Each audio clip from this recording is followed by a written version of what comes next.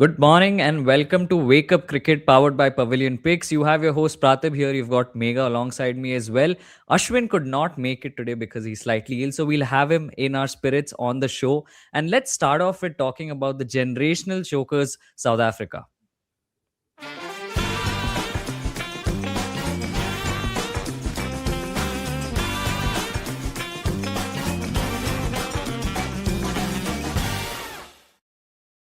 Wait, Pratibh, did you actually use that word? Because you did, I need to clarify with the story. But before that, remember to like the video, share the video, and subscribe to the channel if you haven't already done that. All right, then. So, Super Overs Gala. South Africa edge Afghanistan in a dramatic double super over thriller. South Africa clinched a stunning victory over Afghanistan after the match was tied at 187 apiece in a pulsating Group D clash at the ICC Men's T20 World Cup. Batting first, South Africa posted 187 for 6, only for Afghanistan to match the total in a tense chase that went down to the final delivery. With scores level, the contest was decided in a rare second super over, where South Africa held their nerve to seal the win.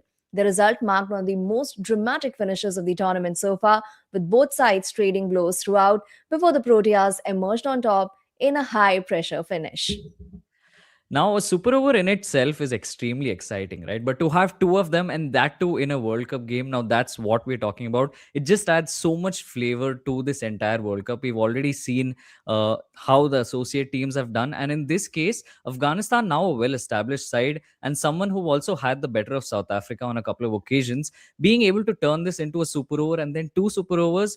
That's very interesting. And now, something to keep in mind is that both of these teams scored 187. Now, in general cricketing folklore, 87 is considered Australia's devil number, but in this case it came back to haunt both Afghanistan as well as South Africa. And it was just an incredible 30 odd minutes where we had these super overs, right? Because in the first super over you had Afghanistan who were chasing, they came out to bat scoring 17, and you thought, yeah, that's surely going to be enough. But South Africa ensuring that they also got to 17 for 1. And then come the second over, South Africa batting this time around, and they got 23 for no loss. Surely that had to be it, especially after the fact that when Afghanistan came out to chase that, you had Mohammad Nabi who played two dot balls. He got out on the second ball, and you thought that should be game, right? Except from there, Remanullah Gurbaz decided that he wanted to hit a lot of sixes. He hit three back to back sixes, making it six or seven of one ball, I want to say. Unfortunately, in fact, I think it was five of one ball, and so he was probably okay with just hitting the four, but he got caught at point, which meant that South Africa somehow managed to hold their nerve and get it through. Mega, have you seen a more exciting super over set of super overs than this? Well, they have been, but this was right at the top with one Yeah, of those because remember the finals of 2019 World Cup. that's So, a good shot. obviously, in terms of scale, maybe not as important or probably important because going ahead, what could have Mhm. happened had Afghanistan remained alive in the contest. Now, back to back losses, their campaign is done and dusted, but absolutely exciting one. Now, we're just trying to decipher which part of it was uttered by Ashwin because he's in spirit uh, with us, and which part was Praatibh. All right, then moving on to the next story, which is on Sanju Samson and Abhishek Sharma, as Abhishek Sharma has been hospitalized with stomach infection, doubtful for the Namibia clash. India's top order plans have been thrown into doubt after opener Abhishek Sharma was hospitalized with a stomach infection ahead of Thursday's T20 World Cup match against Namibia in Delhi. The left-hander, who was dismissed for a first ball duck and did not feel in India's opening win over the USA, was admitted to a private hospital in Delhi earlier this week and has been under treatment for the past 2 days. India's assistant coach, Rantan Doshkate, acknowledged Sharma's tummy issues earlier and indicated the team is monitoring his condition closely. If he cannot play, India could explore alternatives at the top of the order. The final decision will depend on the fitness assessments ahead of the match. We had this story yesterday as well, and we thought it was one of those cases where, okay, it's probably a stomach bug and he will be fine. But to read further that he's been hospitalized definitely means that things aren't good on Abhishek Sharma's end. And the added fact that yesterday, when Ishan Kishan was batting in the nets, he also got hit by a toe crushing Yorker from Jasprit Bumrah. Of course, Bumrah is one of those players who apparently does not hold back even in the nets against the batters. And unfortunately, it's also resulted in some level of injury to Ishan Kishan. So, Sanju Samson, might be licking his lips, or at least his fans are, because there is one spot that very likely might be opening up for him. Of course, we'll have confirmation today before the match starts, and we'll know which opener is going to be out for sure. But in the case where India might lose both their openers, that's where things might get interesting. And yeah, it's just something to watch out for. There's not too much more to add to the story until we have, of course, the playing 11s announced right before the toss. So, Megha, we can probably move on to the next one. which is also about injuries, Oh, although true. in another camp. Broken Aussies. Steve Smith called up as cover after Marsh ruled out of Australia's T20 World Cup opener. Australia added veteran batter Steve Smith as cover to their T20 World Cup squad after captain Mitchell Marsh was ruled out of their opening match against Ireland due to groin injury sustained in training. Scans confirmed that Marsh was dealing with internal testicular bleeding and required rest and rehabilitation, leaving him unavailable for the curtain raiser. In his absence, Travis Head led Australia, while Smith travelled to Sri Lanka to acclimatise and be ready if required. The call up brings Smith close to an appearance at the T20 World Cup after a strong Big Bash League season where he scored heavily. Australia's squad has already been impacted by injuries to key quicks and all rounders, but Smith's experience adds depth as side looks ahead to their next Group B matches.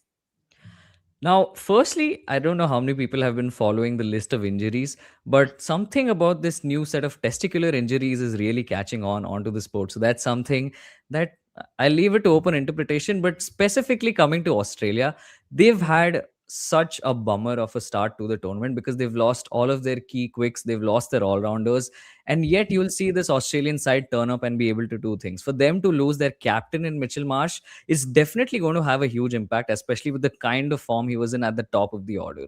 But for people who have been following Steve Smith over the last couple of years in the T20 format, know that Steve Smith has greatly reinvented his game, which is also evident from the kind of Big Bash League that he had. Now, Steve Smith has also expressed how he wants to play up until the Olympics. And Yeah. so, for him to be able to keep that dream alive, it is, or it was important for him to reinvent his game in some fashion so that he could get runs in the T20 format. Now, in the Big Bash League this time around, he's played 6 innings because he was playing the Ashes and then he joined midway into the BBL. He scored 299 runs, averaging almost 60. But the strike rate is what will take you by surprise. When you look at Steve Smith, you generally think of someone who traditionally would play that anchor sort of role in the T20 format. But here he is striking at 167. He's got a century as well. He's got 250s. Yeah. So it's not as if he hasn't done all the right things over the last couple of seasons to be called back into this Australian side. And he's a class act. Like, there's no two ways about it. At the end of the day, he is Steve Smith. He is one of the greatest batters that this generation has produced, and so he will be raring to go. I feel like I had another point to add in there, but it's mostly just going to be this. I mean, we also saw the confident frame of mind that he is in when he sent back Babar Azam from taking Yeah. strike in the BBL. Mm. But that's what it is. I mean, the fact that he's already here in Sri Lanka, he's getting acclimatized, means that he very likely will be starting in the playing 11 soon. So that's something to watch out for. In fact, the reason why he retired from the ODI format was because he wanted to focus on T20s and play those leagues and Yeah. further polish his game, considering his Olympic ambitions. And destiny can do funny and interesting things. All right, then. So moving on to the other clashes of the T20 World Cup. Now, West Indies beat England. West Indies 196 for 6 beat England 166 for 10 by 30 runs in their second fixture of the Men's T20 World Cup. On the back of a brilliant 76 from Shafin Rutherford, the West Indies posted a more than competitive 196 for 6 on a fresh Wankhede wicket after being 77 for 4 in their 10th over of their innings. Ably supported by Holder and Chase, Rutherford kept striking the odd boundary. In reply, England started superbly, scoring 67 for 1 in their power play before losing regular wickets to find themselves at 131 for 5 in the 14th over. A web created by spinners Moti and Chase meant that England lost their middle order rather quickly, with Sam Curran fighting a lone battle. Eventually, England were bundled out for a mere 166 as they lost their last 6 wickets for just 35 runs. Now, this has to be the most England fixture possible. Uh, as it is when they started off the tournament against Nepal, things got a lot closer than they should have. And I think Joss Butler had some interesting things to say, some really nice things to say as well. So you can check that out on his podcast.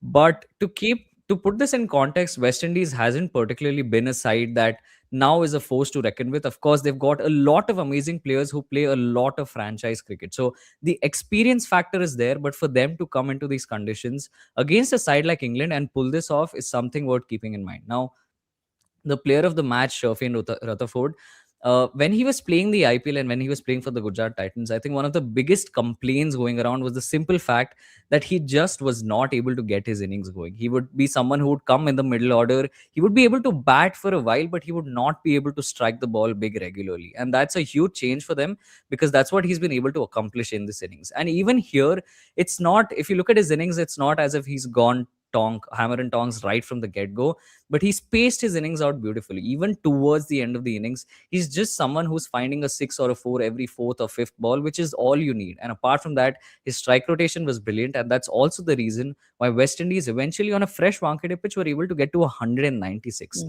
But from there, England and their famous story against spin, they just simply seem to crumble under the pressure of a ball that turns even a little bit. And that's what Moti as well as Chase were able to do, because they balled really good lines. Moti, especially with his left arm spin, was able to ensure that he was hitting the right areas, both to the right handers as well as the left handers. He was constantly around the stumps, keeping the stumps in play or balling those channel lines, which meant that England also could not very easily get away with the game. And eventually, this is what did cost England the game. All right, then. So, moving on to the next story, which also requires you to exercise due diligence because due becomes an important factor in day night as well as night games of cricket. But what becomes even more important, however, is someone like Ian Bishop, one of the best in business, carrying out a mid innings inspection of the outfield. Well, I think the picture itself paints a thousand words here because Ian Bishop easily is the gold standard of commentary. And we've also seen him, he's been around for such a long time. We've seen his interest in under 19 cricket. We've seen his interest covering so many games of cricket, so many players, having information on each and every one of them. And for him to finally have this almost meme like moment was a joy to watch because he's gone down and he's basically lied down at the edge of the boundary to look at what the dew in the outfield is going to be like. And for people who maybe not who have not followed cricket for a while, dew is something that does play a very important role, especially because it determines how a bowler is able to grip the ball, how fielders are able to throw the ball from the outfield inside, or just even catch the ball. And so I think this was just a really nice moment because it took over all of cricket Twitter, and you had people just losing their shit when it came to seeing this picture because I mean, there's not much more to add to it. It's just Ian Bishop lying down. He's a huge frame. He's 6 feet plus, and just Hmm. for him to sort of be horizontal and be looking at the dew and commentating about it was a joy to watch. There's really not much more that I can add that provides further substance to the story. Now, Ian Bishop wasn't trying to do a Yuzvendra Chahal, and obviously, the frame that you talked about, there's massive difference between the two with That's regards to true. that as well, the surface area that they'd occupy. All right, then. So, moving on to the next story, which is Mohammad Siraj official. Only three Indian players have made it to the cover of the Wisden Almanac: Sachin in 2014, Kohli in 2017, and now Siraj, since they started featuring players on the cover in the 21st century. Cool. So this is a huge moment for a variety of reasons, right? Firstly, it paints the uh, picture around how that India-England series went about. But even for Yeah. this to happen in the Wisden Almanac, it's the oldest cricket magazine out there, being printed since 1864. So there is a lot of legacy and history around this particular book. And Siraj and Stokes to be on this cover just makes it so apt because it's a story of the series itself, how India and England fought till the very end, and especially these two players were Yeah. basically the warriors in that particular series, right? Siraj being a workhorse, playing through the entire series, Vokes also doing the same, and then finally that injury to his hand, but still him coming out to bat. And I think it's just a very poetic way of displaying sort of how cricket in that year itself went about, because we had a lot of these stories in 2025 where some, for example, South Africa even winning the World Test Championship. And Hmm. so I think this very beautifully summarizes all of that. And yeah, if you can get your hands on that edition of the Wisden Almanac, I'll definitely recommend you do that. But Mega, what are your thoughts on that? Well, that was Indeed, a very symbolic picture because the series Hmm. also saw Rishabh Pant, despite his injury, carry on. It was That's true. about putting one's body online, Yeah. and eventually, none of the teams left anything on the ground. With obviously Vokes there, his hand in a sling, and coming out to bat.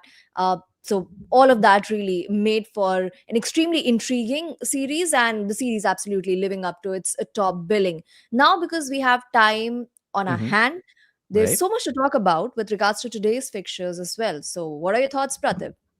Well, so today again is a bunch of exciting fixtures. Although I would say that today is a kind of day where I can kind of predict the outcome of each of the games, because you firstly have Sri Lanka taking on Oman.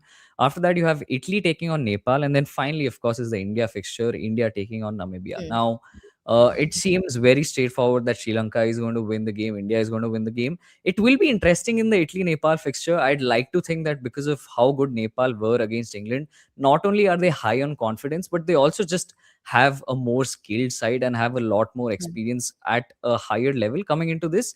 But it will be interesting to see. That's one fixture that will definitely catch my eye, and it's something that I will be watching out for. But mostly, this is it. Look out for today's day of World Cup cricket. Thanks for tuning in as well, and definitely hit that like button, share this video with your friends, subscribe to the channel so that you get notified every morning when we do go live. Let this be your morning alarm, and that's it from us at Pavilion Picks.